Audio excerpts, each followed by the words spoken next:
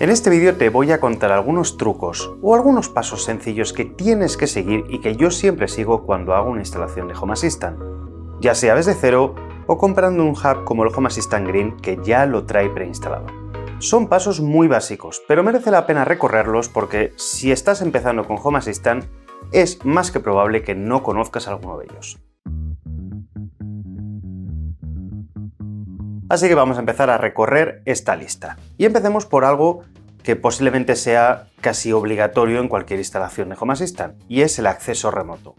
Home Assistant es un hub local, toda la información es local, pero habitualmente y lo más lógico es que queramos poder controlar o ver la información de nuestra casa cuando no estamos en ella. Como casi todo en Home Assistant, no estamos atados a hacer las cosas de una sola forma, y con el acceso remoto tenemos muchas o diversas formas también de poder hacerlo.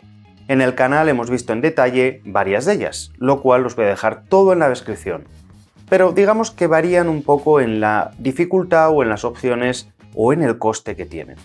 Podemos ir desde la opción más sencilla, que es básicamente habilitar el acceso remoto a través de los servidores que nos provee Nabu Casa, que es la empresa que gestiona el desarrollo de Home Assistant, hasta poder abrir una VPN o directamente abrir en nuestro router el acceso a nuestra instancia o nuestra instalación de Home Assistant. La opción más sencilla es la opción de acceso a través de Nabu Casa, pero como os he comentado antes, tiene un coste mensual en el cual se incluyen algunos servicios y por supuesto la colaboración para que el proyecto pueda seguir. Pero en el caso de que no queramos pagar o no podamos pagar, existen otro tipo de opciones. Como os decía, podemos montar una VPN. En el canal hemos visto varios tipos de VPNs que os pueden servir. También podemos abrir directamente en el router el acceso a nuestra instancia. Posiblemente es la opción menos segura de todas, dado que si no lo hacemos bien, podemos estar dejando expuesto nuestro Home Assistant a algún atacante. Y por supuesto también tenemos la opción de abrir túneles de tipo Cloudflare que también hemos visto en el canal, pero que requieren un conocimiento técnico un poco más avanzado. En cualquier caso, para mí es una de las primeras cosas que os tendréis que plantear cuando vais a empezar a trabajar con Home Assistant. ¿Cómo queréis darle el acceso a vuestra instancia, a vuestro Home Assistant, a vuestro hub, cuando no estéis en casa? El segundo punto que va a interesar a la mayor parte de las personas que empiezan con Home Assistant es cómo integrar sus altavoces inteligentes actuales, ya sean del ecosistema de Amazon o del ecosistema de Google o incluso del ecosistema de Apple. Lo habitual es que en casa tengamos uno o varios altavoces de alguna de estas marcas o incluso de varias de ellas. Y seamos sinceros, si ya estamos acostumbrados a dirigirnos a nuestros altavoces para poder controlar ese enchufe inteligente o esa bombilla inteligente que ya teníamos por casa, también vamos a querer poder controlar nuestra configuración y nuestros dispositivos dentro de Home Assistant. De nuevo, no existe una única forma de hacer esta integración, y aquí hay básicamente dos posibilidades. La primera es que utilicéis, como os he comentado antes, el servicio de Nabu Casa, este que os he dicho que os permitía el acceso remoto a vuestra instalación. Pues bien, este servicio también incluye dentro de esta tarifa mensual, de esta cuota mensual, la autoconfiguración de los altavoces de Amazon y de Google. Por lo tanto, solo vamos a tener que enlazar la cuenta y no tendremos que hacer absolutamente nada más, ningún paso adicional. Digamos que es la forma más sencilla. De nuevo, si no queremos tener que pagar esa cuota mensual, por supuesto podemos hacer la integración. Pero aquí, tanto en el caso de Amazon como en el caso de Google, ya os adelanto que la instalación es bastante compleja. Requiere bastantes pasos, por supuesto que se puede realizar, pero dependiendo de vuestro conocimiento técnico y del tiempo que le queréis dedicar, puede que no os merezca la pena. No he hablado de Apple, pero en el caso de Apple todo es un poco más sencillo, dado que Apple es un ecosistema también local, HomeKit, y por lo tanto tenemos la posibilidad de exponer directamente nuestras integraciones de Home Assistant a HomeKit de forma local, en un solo paso, sin tener que hacer ninguna configuración y poder controlarlo desde nuestro móvil, desde nuestro reloj o desde los altavoces HomePod de Apple. Esta es una opción que mucha gente desconoce y que básicamente crea mucha frustración al no ver las opciones que vemos en los tutoriales por internet. Las opciones avanzadas, un simple switch que vamos a encontrar en el perfil de usuario que, digamos que cuando no está habilitado y por defecto no lo está, oculta una serie de opciones de configuración que, bueno, pues se presumen para usuarios más avanzados. pero que también al no mostrarse nos impiden hacer ciertas cosas. Y además esto también afecta a la tienda de complementos, en la cual hay ciertos complementos que no vamos a ver si no hemos habilitado el modo avanzado. Y esta es una de las frustraciones principales para los más novatos en Home Assistant. Ven opciones que ellos no ven en su instalación y que en el momento en el que activan las opciones avanzadas en su perfil para su usuario, se les abre un nuevo mundo de posibilidades. Fijar una IP estática es una de las recomendaciones principales a la hora de hacer una instalación o una configuración de un nuevo Home Assistant. En casa, todos los dispositivos que se conectan a la Wi-Fi, que se conectan por cable, tienen o necesitan una IP para poder comunicarse con otros dispositivos de casa, con el router y poder acceder a Internet. Cuando no tenemos una IP estática, trabajamos con algo llamado DHCP, que es un protocolo de autoconfiguración. Básicamente, el router nos va a dar una IP para ese dispositivo o esa instalación. Y el problema es que nos va a prestar la IP durante un tiempo, pero no nos garantiza que después de ese tiempo nos vuelva a dar la misma IP. Puede darnos la misma o puede cambiarla. Claro, en una instalación de Home Assistant, cuando queremos acceder a ella, configurarla en el móvil, añadir dispositivos, enlazarlos, que cambie la IP es un grave problema. Por lo tanto, lo que tenéis que hacer es localizar una IP en vuestra casa fuera del rango de DHCP. Esto lo podéis consultar en vuestro router, sea el operador que sea. Tenéis que iros a buscar la configuración de DHCP, tenéis que ver cuál es el rango de IPs y tenéis que elegir una que no esté en ese rango. Después os vais a ir a la configuración de Home Assistant, todo esto es para la versión Home Assistant OS, y vais a configurar la IP directamente. Solo vais a tener que poner los valores que veis en pantalla, es decir, la IP, y el resto de datos los podéis dejar tal y como están porque habrán cogido la configuración que os ha asignado el DHCP. El siguiente punto es muy importante, sobre todo si vais a abrir vuestra instalación de Home Assistant a Internet, y es el factor de doble autenticación o 2FA. Básicamente, para entrar en Home Assistant necesitamos un usuario y una contraseña, pero normalmente tendemos a utilizar contraseñas bastante chuchurrías, no nos engañemos. Bien, el factor de doble autenticación es un código que rota, que cambia todos los minutos y que solo nosotros conocemos, básicamente porque lo tenemos que ir a mirar a un dispositivo que lo genera. En nuestro caso va a ser el móvil. Habilitar el 2FA es tan sencillo como irnos a Home Assistant, entrar en el perfil de nuestro usuario, irnos a la configuración TOTP o 2FA y habilitarlo. Nos va a salir un código QR y desde el móvil tendremos que escanearlo desde cualquiera de las aplicaciones de autenticación. En la descripción del vídeo os dejo las opciones más usuales y gratuitas que suele utilizar todo el mundo, vaya. Vamos a escanear el QR, nos va a generar un código de verificación, lo vamos a poner en Home Assistant y a partir de ese momento, cuando entremos en un dispositivo desconocido, nos va a pedir que pongamos ese código adicional que cambia cada minuto y que va a garantizar que nadie entre en nuestra instalación de Home Assistant. Ahora vamos a empezar a instalar cosas y hay algunos complementos y algunas integraciones que son muy interesantes. El primero que os recomiendo que instaléis es un complemento, un add-on bastante avanzado, pero que nos va a permitir hacer cosas muy interesantes en Home Assistant, como por ejemplo instalar hacks, pero además, en el caso de que tengáis problemas el día de mañana, os va a permitir poder dar esa información que os va a pedir alguien para daros ayuda si no sois capaces de resolverlo por vosotros mismos. El add-on que vamos a instalar, el primero es el de terminal o consola y acceso SSH. Puede ser que no lo vayáis a utilizar directamente o no lo vayáis a utilizar en el día a día.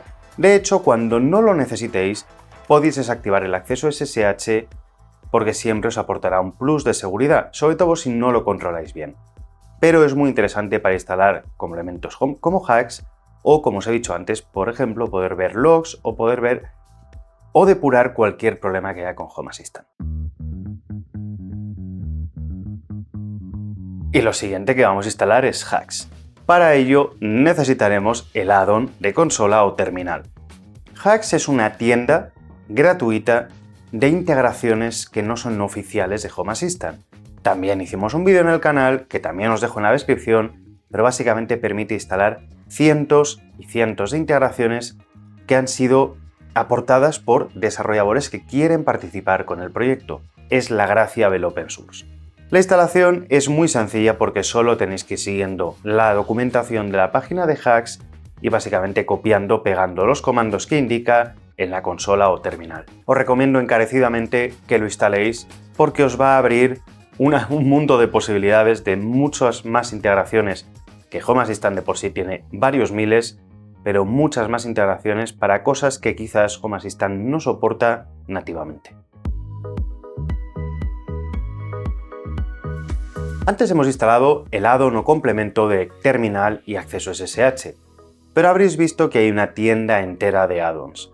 Sinceramente no os puedo decir cuál es mejor o peor, porque no hay mejor o peor, depende de vuestros gustos, pero sí que os va a pasar que según vayáis avanzando con Home Assistant vais a tener esa necesidad o esa gana o os van a indicar que probéis o vais a leer para probar algún add-on y tenéis que saber que se pueden instalar desde ahí. Hay una tienda enorme, aparte de que luego hay otros no oficiales, pero yo os recomiendo que empecéis con los que hay. Puede ser que el complemento de MQTT o este add-on de MQTT os sea útil, o si queréis empezar a hacer cosas con ESP Home, también tenéis el add-on de FreeGate, hay muchos add-ons con los que podéis jugar. Simplemente tenéis que tener también cuidado con las características o potencia de vuestro servidor donde hayáis instalado Home Assistant. Los add-ons pueden consumir más o menos recursos dependiendo del tipo de add-on, así que tened cuidado, no os quedéis sin memoria o saturéis la máquina. Matter, que aunque todavía está en beta, este año va a avanzar mucho. El soporte de Matter en Home Assistant OS es muy sencillo, porque simplemente tenemos que irnos a las integraciones y añadir la integración de Matter. Home Assistant se va a encargar directamente de instalar el complemento de Matter que hace falta, de autoconfigurarlo y de crear la integración. Es muy sencillo, no hay que hacer absolutamente nada, pero yo os recomiendo que ya lo instaléis y lo mantengáis actualizado, de forma que cuando compréis un dispositivo que tenga soporte Matter, pero a lo mejor no tenga soporte con Home Assistant, ya lo podáis añadir directamente. Hay otro add-on muy interesante y que yo os recomiendo que instaléis, o vamos a llamarle otro tipo de add-on, que es la edición de ficheros.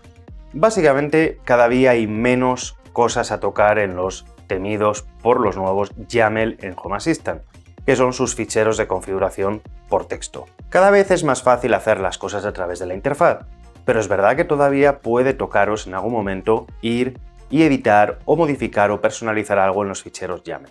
Aquí os doy dos alternativas que dependen un poco de la potencia que tenga el servidor donde instaléis Home Assistant y lo que os guste más. Por una parte podemos instalar directamente Visual Studio Code, una versión de servidor que nos va a crear un add-on al cual vamos a poder acceder y tener un entorno de Visual Studio como el que tendríamos en nuestro ordenador para poder trabajar con la configuración de Home Assistant. Es el add-on más pesado, consume más memoria, consume más recursos, pero es verdad que entre otras cosas tiene autotipado, por lo tanto os va a ayudar mucho a la hora de empezar a hacer configuraciones en Home Assistant si sois novatos. También tenéis la opción de utilizar otro add-on llamado File Editor. Este es un editor de ficheros mucho más sencillo, apenas consume recursos, pero es como un bloc de notas, no tiene autotipado, no tiene autocorrección, es un poquito más la selva, por lo tanto tendréis que elegir uno de los dos dependiendo de cuál os sea más útil o de vuestro nivel técnico. Ahora hablemos de ciertas configuraciones que son interesantes hacer desde el principio en Home Assistant. Y la primera son las zonas. Las zonas son todas esas posiciones geolocalizadas que nos interesa conocer para saber cuándo cualquier miembro de la familia configurado en Home Assistant entra o sale de una de esas zonas. La primera, la que vamos a configurar sí o sí, es la de nuestra casa, de forma que entre otras cosas podamos hacer automatizaciones cuando entramos o salimos de casa. Pero podéis crear tantas zonas como queráis. Podéis crear vuestra zona de trabajo o el trabajo de vuestra mujer o marido. Podéis crear zonas tan curiosas como el supermercado para que os envíe, por ejemplo, un aviso con la lista de la compra cuando entréis ahí, pero en realidad los ejemplos son ilimitados. Podéis crear las zonas que queráis y luego gestionarlas con automatizaciones y con sensores en Home Assistant. Es una de las primeras cosas que os recomiendo que configuréis. Mi siguiente recomendación es que configuréis las áreas. Igual que antes os he comentado que las zonas son lugares que definen la geolocalización de dónde estamos, la casa, el trabajo, las áreas son zonas dentro de la casa. Por ejemplo, habitaciones, plantas, zonas lógicas, lo que queráis. Es una forma de agrupar todos los dispositivos que, por ejemplo, instalamos en la cocina, o en el salón, o en el despacho. Y aunque las áreas son más recientes que otras cosas en Home Assistant, y muchas veces son las olvidadas, es muy importante hacerlo porque luego nos permite crear automatizaciones tan interesantes como apaga o enciende las luces del salón. Y que no tengamos que ir dispositivo por dispositivo. Aunque los actualicemos, cambiemos una bombilla o metamos una nueva lámpara. Coged la costumbre de crear las áreas que tengáis en casa o en la casa donde montéis el Home Assistant y de siempre seleccionar el área correcta cuando añadís un dispositivo nuevo a Home Assistant.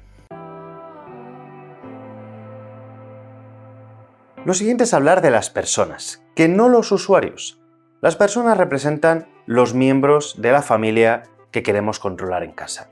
Y es muy interesante porque hasta hace un tiempo solo había dispositivos o device trackers. Por lo tanto, podíamos decir, ¿dónde está el móvil de Carlos? ¿Dónde está el reloj de Carlos? Entonces teníamos que crear grupos, teníamos que hacer cierto tipo de chapuzas, pero esto ya no hace falta. Existe la entidad persona.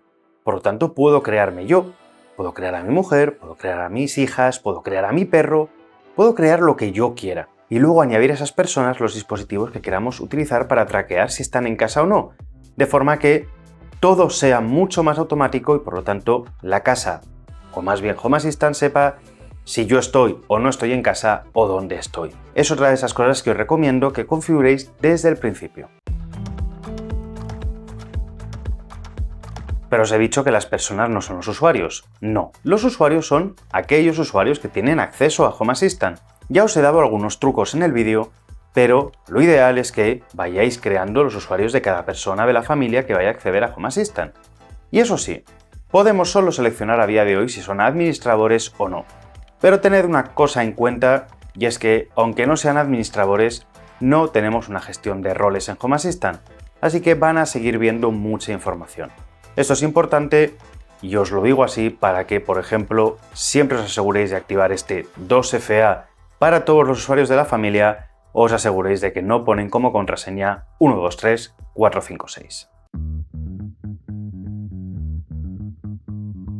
Los temidos backups.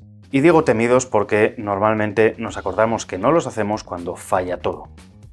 No os queráis tirar meses configurando, manteniendo y aprendiendo a montar vuestro Home Assistant o el de alguien de la familia para que un día muera el SSD o la tarjeta SD y os quedéis sin nada. Configurad desde el principio los backups. Podéis hacer backups en local, podéis hacer backups en almacenamiento remoto, del cual también hablaremos ahora.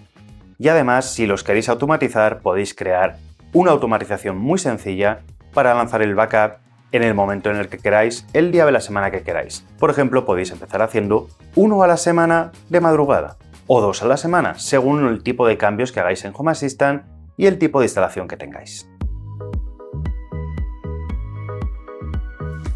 Cuando vais a empezar a trabajar con los dashboards de Home Assistant, al principio, y esto es así, os podéis perder un poco. Home Assistant permite crear una serie ilimitada de dashboards. Y de primeras, cuando hacéis instalación de Home Assistant, tenéis uno por defecto autoconfigurado, en el que aparecen básicamente todas las entidades y todas las integraciones que se van añadiendo a Home Assistant. Yo os recomiendo que probéis. La práctica es lo que hace que luego podáis hacer dashboards curiosos, que os gusten y que os sean útiles. Y para ello, desde los ajustes podemos crear todos los dashboards que queramos. Yo os recomiendo que creéis uno o varios de prueba, pero es que además luego podéis crear dashboards que estén personalizados, por ejemplo, al tipo de dispositivo, para que en el móvil de vuestra mujer se muestre algo con menos opciones porque no queréis liarla, o en una tablet en la pared montéis un wall panel con solo las opciones que queráis. Yo os recomiendo que lo hagáis así y no intentéis customizar un mismo dashboard para distintos tipos de acciones y distintos tipos de dispositivos. Es mucho más difícil de gestionar.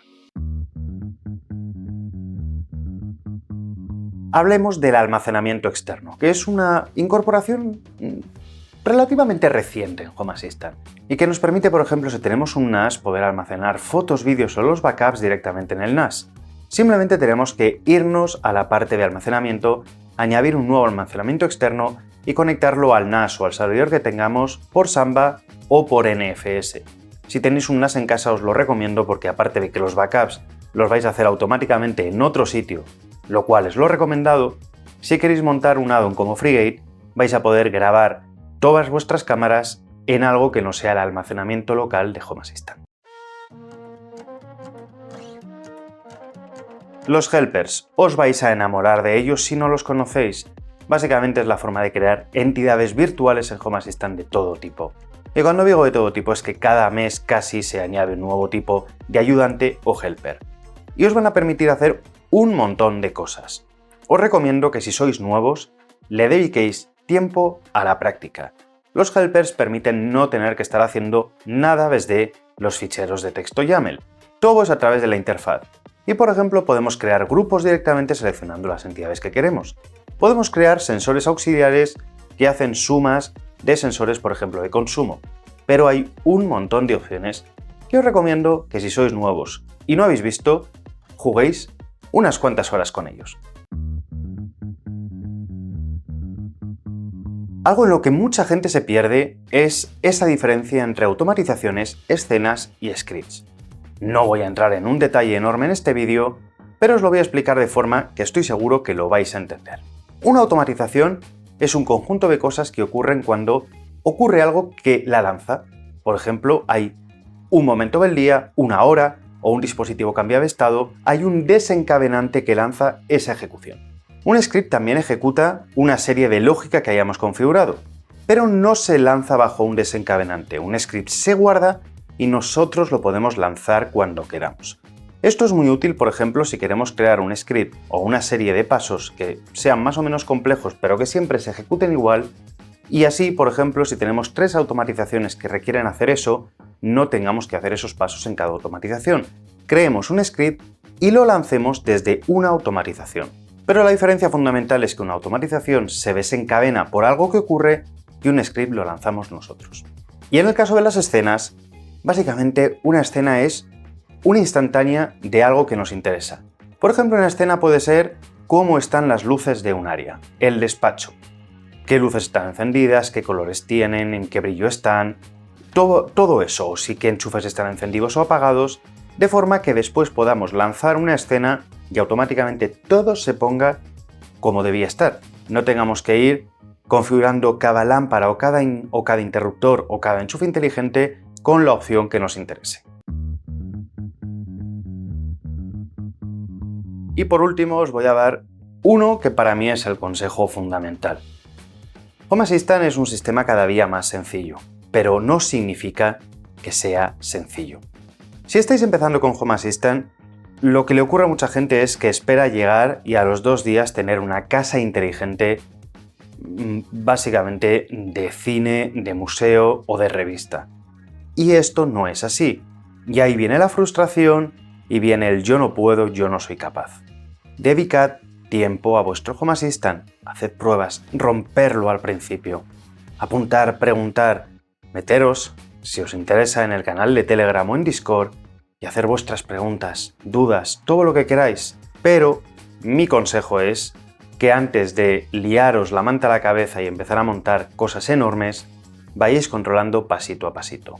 Y en el caso de que vayáis a montar algo para un familiar o un amigo, aseguraros de que entiende lo que le estáis montando.